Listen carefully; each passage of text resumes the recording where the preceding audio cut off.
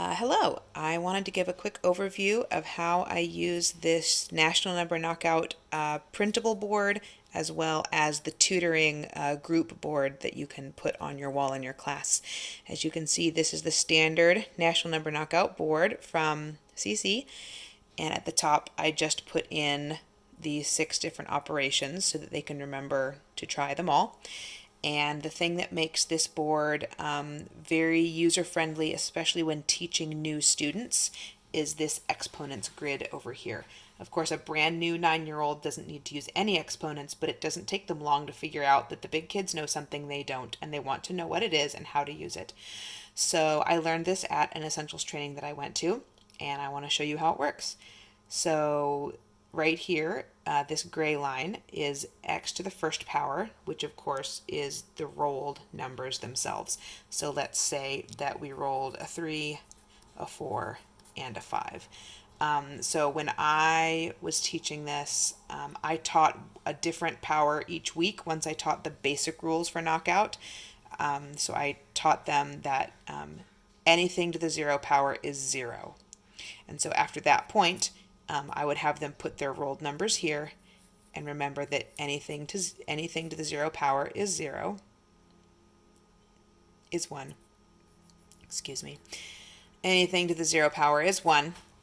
And then another week, we would have a small discussion on what anything to the power of 2 means, which of course is that number used twice in multiplication. So 3 times 3 is 9. 4 times 4 is 16. And 5 times 5 is 25.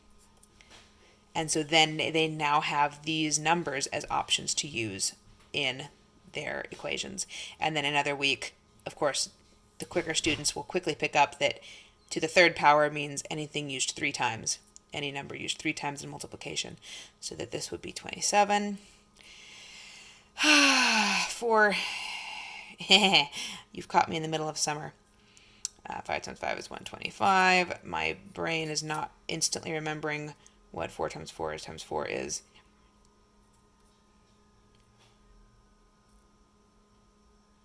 $64. I think. If I did that wrong, I blame summer brain. But anyway, you teach the kids to fill out this chart. So then instead of having to say, gosh, I only have a 3, a 4, and a 5, like many new and young students will do, how can I possibly get any of these numbers? They can see on paper, and they have already calculated what the power of 2 and the power of 3 for their rolled numbers will be. So they can look over here and see the number rather than forgetting it exists, because many new students forget that they can even use powers, and then it takes them 15 minutes to calculate what it's going to be because they're still slow at math. So that's also what these lines are for. Then they can write, 3 plus 4 plus 5 equals 12, and then they can go and mark off their 12. This is obviously Number Knockout is intended to be a mental math game, but when you're a 9-year-old or even a 10 or 11-year-old where math is not your love language, it's very difficult to get here and remember how you got there. Also, when you have parents who are supervising and the kid says, "Oh, I got 23," then they can point to the equation that shows how they got to 23. Then you can teach them that instead of just writing the number 27, you say, well, how would you write that correctly? Well, you would need to write 3 to the 3rd plus, right? So having a space to write gives you the opportunity to teach it correctly, gives them the opportunity to remember what they've learned and to show their work.